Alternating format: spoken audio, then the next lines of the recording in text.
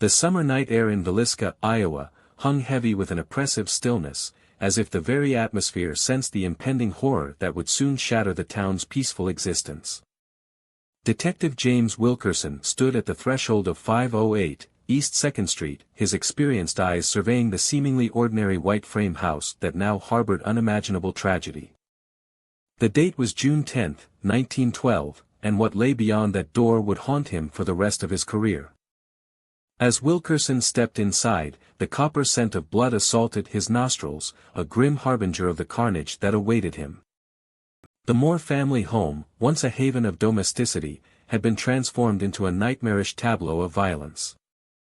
8 bodies lay still and cold, their lives brutally extinguished by an assailant wielding an axe with chilling efficiency.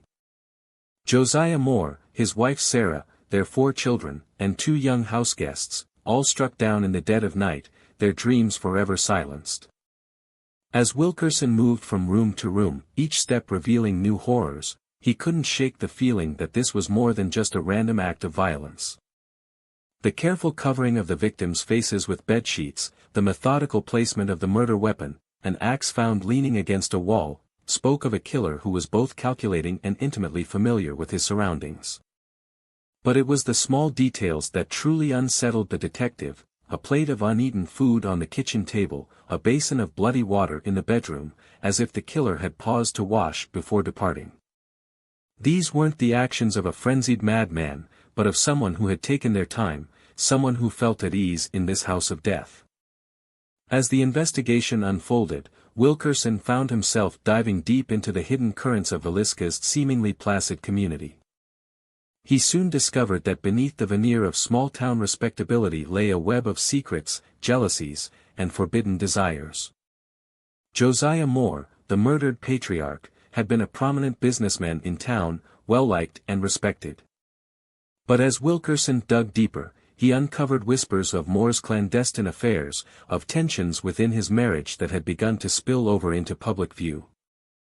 One name kept surfacing in Wilkerson's inquiries: William Blackie Mansfield, a former employee of Moore's and a man with a reputation for violence and unpredictability. Mansfield had been seen lurking around the Moore house in the days leading up to the murders, his dark eyes watching from the shadows with an unsettling intensity. But as Wilkerson pursued this lead, he found himself mired in a labyrinth of contradictions and half-truths. Mansfield had alibis for the night of the murders, yet witnesses swore they had seen him near the Moore house. He professed innocence, yet his eyes burned with a knowledge that sent chills down Wilkerson's spine. As the detective delved deeper into Mansfield's past, he uncovered a shocking revelation that would turn the case on its head. Mansfield, it seemed, was not just a former employee of Josiah Moore, he was Moore's illegitimate son, born of a youthful indiscretion and hidden away for decades. This explosive secret had the power to destroy reputations and shatter the very foundations of Villisca's society. But even as Wilkerson grappled with this newfound information, the case took another unexpected turn. Anonymous letters began arriving at the police station, each one hinting at dark truths and hidden motives. The writer claimed to have knowledge of the murders, speaking of details that had never been made public. As Wilkerson pored over these cryptic messages, he began to sense a game of cat and mouse unfolding, with the killer taunting him from the shadows. The investigation led Wilkerson down unexpected paths, uncovering a town seething with unspoken resentments and buried desires. He learned of Sarah Moore's own indiscretions, of whispered trysts with a local minister that had set tongues wagging. He discovered the Moore children's tutor, a young woman named Ina Mae Stillinger, had been carrying on a secret relationship with Josiah Moore himself. Each revelation added another layer of complexity to the case, muddying the waters and casting doubt on every theory Wilkerson had formulated. As the summer wore on, the town of Villisca found itself trapped in a miasma of fear and suspicion. Neighbors eyed each other warily, wondering if the killer walked among them, hiding behind a mask of small-town civility. Wilkerson felt the pressure mounting, the weight of 8 lost lives and a community on the brink of collapse bearing down on his shoulders. It was in this atmosphere of mounting tension that Wilkerson received a breakthrough, a witness who claimed to have seen Mansfield entering the Moore house on the night of the murders. Armed with this new evidence, Wilkerson moved to confront Mansfield, only to find that the elusive suspect had vanished without a trace. The hunt for Mansfield became a frantic race against time, with Wilkerson following a trail that led him across state lines and into the darkest corners of human nature.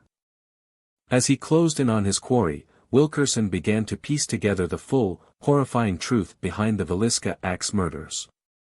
It was a tale of long-buried family secrets, of a son denied his birthright, and of a rage that had festered for decades until it exploded in an orgy of violence. Mansfield, upon learning of his true parentage, had been consumed by a toxic mixture of love and hatred for the father who had abandoned him. He had watched from afar as Josiah Moore built a life of respectability and success, all while keeping his firstborn son a dirty secret. The final straw had come when Mansfield discovered his father's affair with Ina May Stillinger, the young tutor who represented everything Mansfield had been denied: love, acceptance, and a place in the Moore family. In a twisted attempt to claim what he saw as his rightful place, Mansfield had orchestrated the brutal massacre, wiping out the family that should have been his own.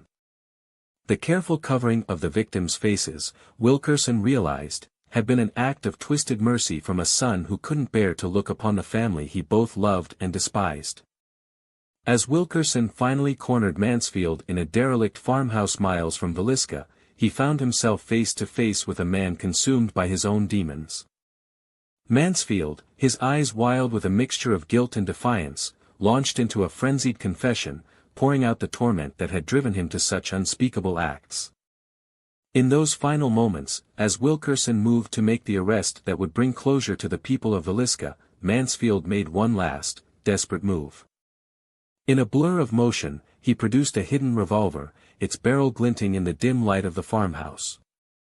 A single shot rang out, and William Blackie Mansfield, the tormented son of Josiah Moore, crumpled to the floor, taking the full truth of the Villisca axe murders to his grave.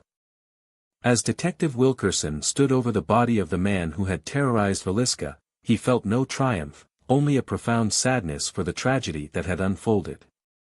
The case was closed, but the scars left on the small Iowa town would never fully heal. The Villisca axe murders had exposed the dark underbelly of small-town America, revealing that even in the most seemingly idyllic communities, secrets and sins could fester until they erupted in unimaginable violence. As Wilkerson made his way back to Villisca to deliver the news, he knew that the town would never be the same.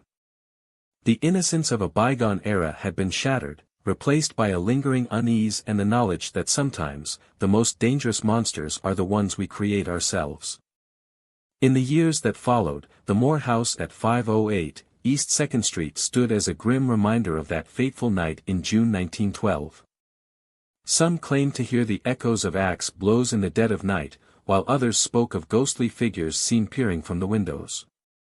But for Detective James Wilkerson, the true horror lay not in these supernatural tales, but in the very human tragedy that had unfolded within those walls.